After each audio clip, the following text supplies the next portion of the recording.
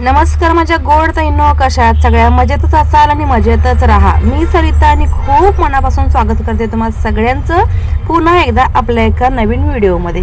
आता बघा, मॉर्निंगचा रुटीन शॉपचा चालू झालेला आहे. घरचं उरकून जेव्हा आपण शॉपवरती येतो तेव्हा क्लिनिंग वगैरे झाल्यानंतर आज कोणाचं काय द्यायचं आहे हे पहिलं ऑर्डर्स काढायला लागतात, त्यानंतर त्याचे अस्तर्स काढायला लागतात आणि अस्तर्स काढल्यानंतर सिंगल ब्लाऊज असेल किंवा एकत्र जास्त ब्लाऊज असतील क्लायंटचे, त्या पद्धतीने अस्तर काढल्यानंतर 1 मीटर 80 सेंटीमीटर 90 सेंटीमीटर जे काही लागतात ते काढून घेतलेले आहेत. आणि हे जे अस्तर जे आहेत ते एकाच क्लायंटचे 5 ब्लाऊज आहेत, त्याच्यामुळे मी एकत्र इथे एकावरती एक ठेवण्याची प्रेस करून घेतलेली आहे. प्रेस केल्याशिवाय कटिंगला सोपं जात नाही. आणि ही जी इंडस्ट्रियल प्रेस मी घेतलेली आहे त्याचा रिव्ह्यू तुम्हाला मी सांगितलेलाच आहे. खूप छान हेल्प होतीये. एक नवीन हेल्पिंग हँड मला आल्यासारखं वाटतंय, कारण कामाची क्वालिटी तर आपल्या अगोदर तुम्हाला माहीतच आहे, पण अजून त्याच्यामध्ये सुधारणा चांगली होते असं मला वाटतं. कारण काम पाहिलं की क्लायंटला अगदी मन भरून जावं असं प्रयत्न असतात माझे. तर इथे मी बघा अस्तर एकावरती एक ठेवून पहिले प्रेस केले, त्यानंतर बॅक पार्टचं मार्किंग केलेलं आहे. बॅक पार्ट मार्किंग केल्यानंतर जे काय पॅटर्न मी काढून ठेवलेले असतात कटोरीचे, प्रत्येक वेळेला पेपर कटिंग मी करत नाही. या अगोदर आता खूप वर्ष झाले मी करत, त्याच्यामुळे या अगोदर जसे जसे माप येते तसे मी कटिंग करून ठेवलेले असतात. आणि एका मापावरून दुसरं माप लहान किंवा मोठं असेल तर ॲडजस्ट कसं करायचं पॅटर्नवरती हे सुद्धा आता माझ्या लक्षात आलेलं आहे. रोज तेच काम करून प्रॅक्टिस आपल्याला होतं आणि प्रॅक्टिस मॅन परफेक्ट म्हणतात तसं आहे. तर हा जो आता मापाचा ब्लाऊज आहे 36 साईजचा कटोरी ब्लाऊज आहे. आणि या पॅटर्नवरती हा साईज कसा मॅनेज करायचा, कसा ॲडजस्ट करायचा हे मला माहीत आहे, त्यामुळे मी इथे मार्किंग करून घेतलेलं आहे. आणि तुम्ही एकदा पाहून घ्या, हे ब्लाऊज पीस आहे तर 5 वेगवेगळे आहे, त्याला अजून प्रेस करणं आहे. फक्त आता अस्तरचं काम चालू आहे, कारण समोरच्याला वाटतं टेलरिंग काम खूप सोपं आहे आणि एक ब्लाऊज पटकन होतं, तर असं नाही. प्रत्येक गोष्टीची प्रोसेस असते आणि ती प्रोसेस मॅनेज करता करता वेळ कसा निघून जातो हे लक्षात येत नाही. आपल्याकडे एक ब्लाऊज शिवायला आलेला आहे कटोरीमध्ये, आणि ह्या ब्लाऊजची हाईट ना खूप लहान आहे, म्हणजे 12.5 इंचाची हाईट आहे आणि 36 ते 36.5 साईजचा हा ब्लाऊज आहे. आणि शोल्डरसुद्धा छोटे आहे, 2-2.25 इंचाची. बाही बऱ्यापैकी मोठी आहे. आता बघा, कटोरीचा गळा जो आहे तो सुद्धा छोटा आहे, 5.5 5.5 5.5पर्यंत आहे. 5.25 आहे तरी पण मी 5.5 म्हणते. आणि पाठीमागचा जो गळा आहे तो 7.5 इंच आहे. आणि हे ब्लाऊज आपल्याला पुण्यावरून शिवायला आलेलं आहे.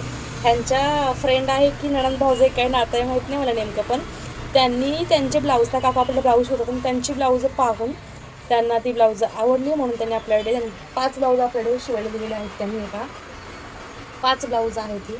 आणि ह्याचं मी माप घेतलेलं आहे, कटोरीच्या पॅटर्नवरूनच घेतलेलं आहे. तर ह्याचं कटोरीचं पॅटर्न ॲडजस्ट कसं केलं तुम्हाला सांगतेच आहे. तर इकडे मी मार्किंग टाकलेलं आहे आणि हे जे ब्लाऊज आहे ते बघा इथे 12.5 इंच आपल्याला उंची आहे. आणि हे जी चेस्ट साईज आहे इकडे 36 साईज आहे समजा, उंची आहे ती 12.5 इंच आहे. आणि उंचीला जरी कमी असेल तरीसुद्धा साईजमध्ये ब्लाऊज मोठा आहे. तर आता इथे मी कटिंग केलेलं आहे. बॅक पार्ट आपण जो काही कटिंग करतो त्याच पद्धतीने कटिंग केलेलं आहे. 12.5मध्ये 1 इंच वाढवून 13.5 इंच मार्किंग केलेलं आहे. इथे 5.5 इंचाचे शोल्डर घेतलेले आहे, 5.5 इंचाचा मुंडा घेतलेला आहे, 36चा चौथा भाग प्लस 2 इंच मार्जिन घेतलेला आहे. गळ्याचा आकार देण्यासाठी इथे 2.25 इंचावरती घेतलेला आहे आणि मार्किंग इथे केलेलं आहे. 7.5 इंचाचा गळा आहे, सो अर्धा इंच शिलाई पकडून 8 इंचावरती मार्किंग केलेलं आहे. प्लस आपल्याला फ्रंट साईड जो आहे तो मी जे पॅटर्न काढून ठेवलेले असतात त्याच्यावरतीच केलेला आहे. इथे आपल्याला ॲडजस्ट करायचा आहे गळा. रेग्युलर आपला गळा 6-6.5 असतो, पण या ब्लाऊजच्या मापामध्ये उंची कमी असल्यामुळे क्लायंटला ब्लाऊजची उंचीसुद्धा कमी ठेवायला लागते, तर इथे अर्धा इंच गळावरती मला ॲडजस्ट करायला लागते. समजा इथे बघा, आता मी हे पॅटर्न आहे 12, 13, 14 इंच उंचीसाठी मी हा पॅटर्न वापरू शकते. तर इथे मी जो बॅक पार्ट काढलेला आहे त्याच्यावरती हा पार्ट सेट करते आणि इथे मी बघते की हा पार्ट सेट केल्यानंतर मला ॲडजस्टमेंट कुठे करायला लागते. तर हाईटमध्ये मला अजिबात पट्टीची ॲडजस्टमेंट करायला लागत नाही, जी की आपली क्रॉस पट्टी आहे ती ॲज इट इज ठेवावी लागते. आणि इथे शोल्डरसुद्धा ॲज इट इज आहे. गळा रुंदी आपली घेतल्यानंतर हा पार्ट पण ओके आहे आणि मुंडा पण ओके आहे. कधी कधी ब्लाऊजची उंची असेल तर आता समजा हे 12 12.5 आहे तर उंची ते ओके आहे, 13 14 असेल किंवा 15 असेल तर ही उंची आपली खाली वाढते. सो हा पार्ट इथे ठेवलेला आहे.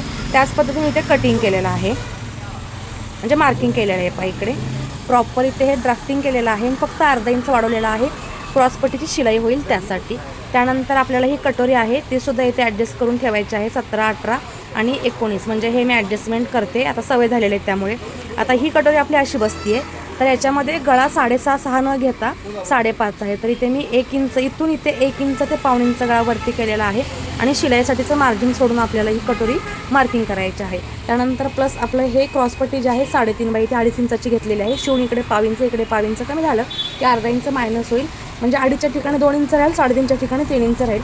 आणि प्रॉपर आपली जी इथे हाईट आहे ती घेतलेली आहे. त्यानंतर इकडे ही स्लीव्ज आहे ती काढलेली आहे. एकाच मापाचे हे 5 ब्लाऊज आहेत. सो आणि कटोरी आहेत त्याच्यामुळे मी एकावरती एक ठेवून हे कटिंग करत आहे. सो तुम्हाला जर असं पॅटर्न ठेवून जर कटिंग करायचं असेल तर या पद्धतीने ॲडजस्टमेंट तुम्ही करू शकता. अशाच गोष्टी जाणून घेण्यासाठी, कटिंग आणि स्टिचिंग टिप्स पाहण्यासाठी आपले व्हिडिओ जास्तीत जास्त पहा, शेअर करा आणि आपल्या चॅनलवरती अजूनही सबस्क्राईब केलं नसेल तर सबस्क्राईब करा बरं का, म्हणजे तुम्हालासुद्धा टेलरिंगमध्ये या गोष्टीची खूप सारी हेल्प होईल. चला मग पुन्हा भेटू, बाय बाय.